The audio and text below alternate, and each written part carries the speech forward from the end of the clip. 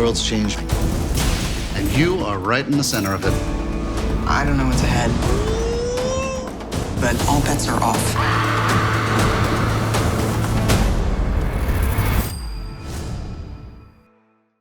The Charlo brothers putting on quite a show, albeit in different ways. Part of two cards, a doubleheader. We'll go to the first one. Sergey Derevyanchenko losing via unanimous decision to Jermall Charlo, the bigger one, at 160 pounds. Interestingly, the folks there in charge of the career for Derevyanchenko saying he's going to drop to 154. I wonder if he might fight another Charlo brother. But the question I have is, and I'll start here if I may, BC, what Jermall Charlo proved. Now, we know what he can get. Maybe a Eubanks Jr. fight.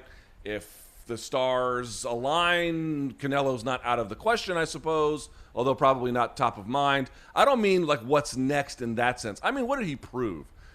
Unlike the Blachowicz situation, which we just described, the Charlo brothers have been scratching and clawing for that outside validation, which, again, I don't begrudge them. I've done things like that in my career as well.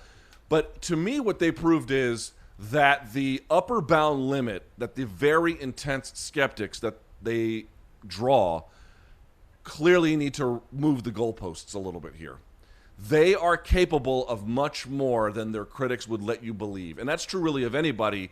But what I mean to say is the Charlos, if you read even the boxing media to an extent, they are sort of begrudging in their respect. They're good, they're athletic, they're talented, they work hard, but they're not really that person. They're not really at that level. They're not really that good. And if they did fight someone on that level, you know, they probably wouldn't do all that well. As we talked about on Saturday night, BC, Jermall Charlo beat Derevyanchenko better than Triple G or Jacobs. Jacobs and Triple G getting a knockdown, but then not having that sustained effort. Total comprehensive effort from Jermall Charlo, showing, yes, he has the physical tools to compete. He also has the smarts and the veteran skills at this point and understanding of the totality of the boxing experience to get the job done. And I'm not saying he beats Eubanks Jr., maybe he does. I'm not saying he beats Canelo. This is not my point.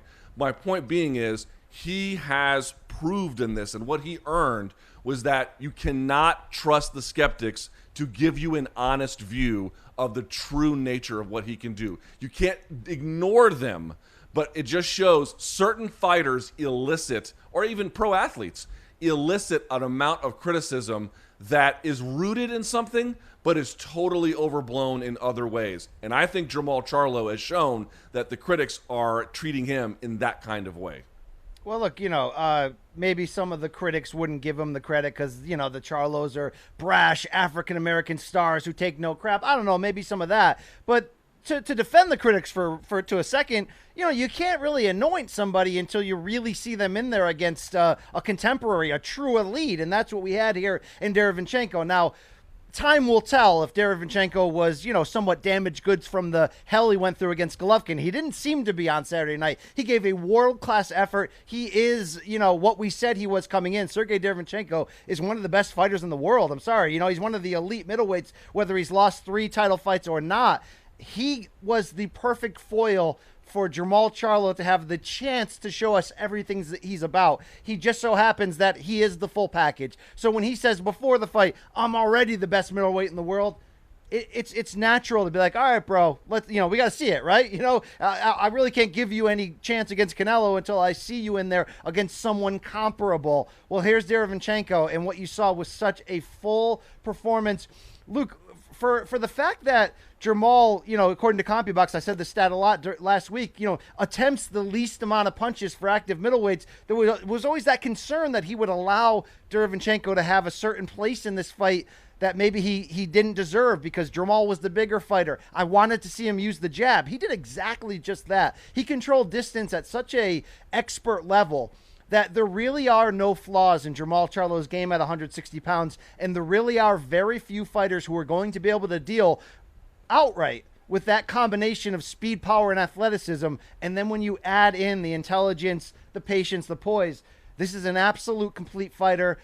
You know, I don't know Canelo's future. I don't know his network future, given all that's going on with his DAZN lawsuit and the reports coming out that he may settle with them or he may look to go elsewhere. Who knows? I don't even know if Canelo wants to fight or can fight anymore at 160. But what Jermall Charlo did on Saturday was everything you just said, and he also made a Canelo fight both needed and legitimate that you could make a strong case for him to win. And I think when you take all things considered on this night, Jermall Charlo, I think, while this was the Charlos night, I think Jermall was the big winner on the entire pay-per-view card. Yeah, I mean, just let me go back to the critics' point, because I don't. Again, I am a critic to many things in the combat sports industry, so I think there is a valuable place for it. But the criticisms of the Charlos was not like, oh, well, let's just see what happens. No, it was the opposite. It was this dismissal before he had a chance. I would watch them, and certainly I've been gone from the boxing industry for a long time. I've got a lot of work to do to catch up to see what I missed. I acknowledge it up front. I make no bones about it. But I would watch tape on this guy, and I'd be like, okay, you're right. He does have to elevate the level of competition before we can draw a fuller picture of the totality of his abilities. What I didn't get was the people being like, oh, there's no chance. Oh, forget it. No. He can't do it. They're not that good. They're just X or Y. And I was like, well, why are you putting those limits? What are you seeing in the tape that I'm not, other than the competition needs to improve? I think that was the point. There was a certain hostility to the idea that they even belonged in that conversation, or as somebody who would be on that trajectory. And I think that's what really bothered me. And to your point, the way in which he beat Derevyanchenko with the smarts and the power, the combination of brains and brawn, and 30 years old, a lot of ring time at this point. Masterful is a bit of a strong word, but damn good performance against a very, very significant challenge.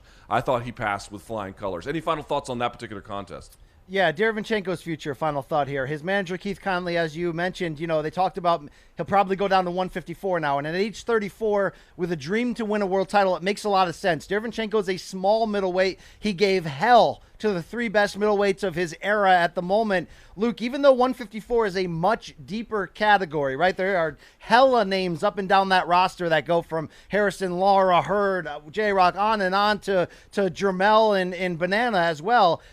He can win a world title in this weight class as long as the punishment he has absorbed. And oh, by the way, let's not act like he didn't. His face was a mess. Once again, he went for it. He gave everything he had. That's going to catch up to him one of these days. But he's going to be tough out for a lot of these guys at 154. And I think we can make some fun fights with him moving forward. So it seems like the right move. So then let's talk in point 4 here about the second of the two Charlo brothers, Jermell Charlo, dispatching Jason Rosario. Phenomenal work. Although there were times where the bout was, I would say Rosario had some success along the way.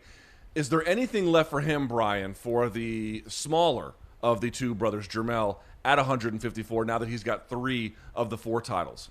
Yeah, there's a laundry list of names that I just mentioned that I need to see Jermell fight. The good thing is, though, coming in, our eye test told us that from like a pound for pound perspective, he was probably the best at 154, and he did nothing on Saturday to prove that wrong. Now he's the power player in the division. He has 3 or 4 belts, and boy, do I want to see him rematch Erickson Lubin, take on his former sparring partner and stablemate, the great Arislandi Lara, go in there against a repackaged Jarrett Hurd. I mean, there are plenty, Luke, of big marquee fights to make. He's the guy now. I think he's going to deserve our pound-for-pound respect. I'd like to get in that maybe in another segment this week and sort of lay that out to see where the Charlos belong in this. But he's legit. But here's one tiny criticism I'll say, and we did say coming in.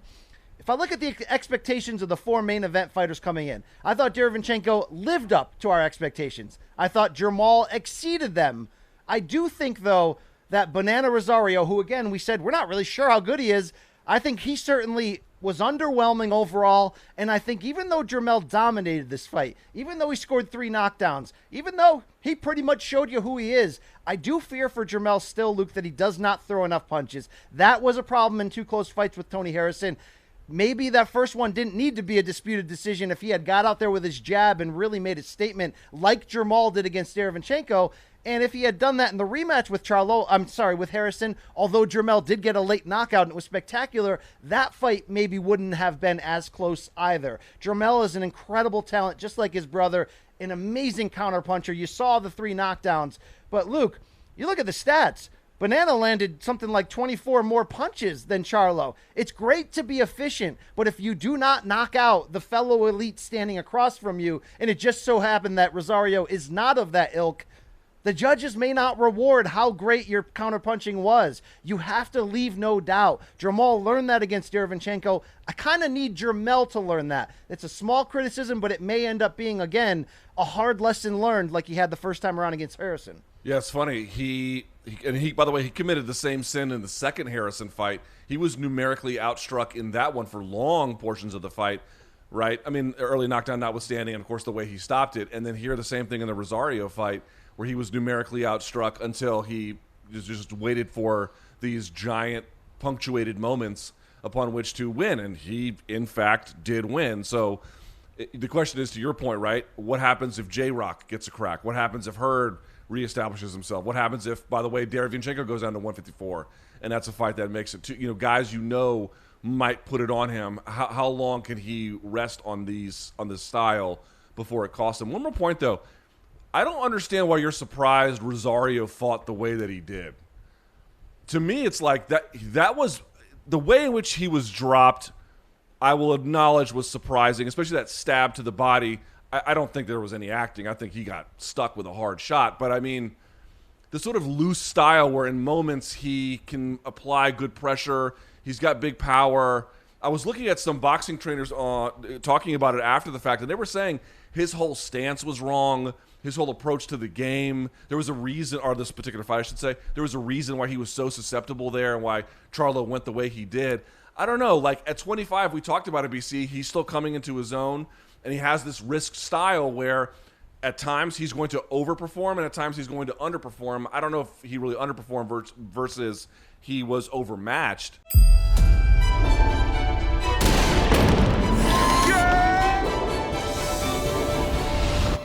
Are you in? This is our time.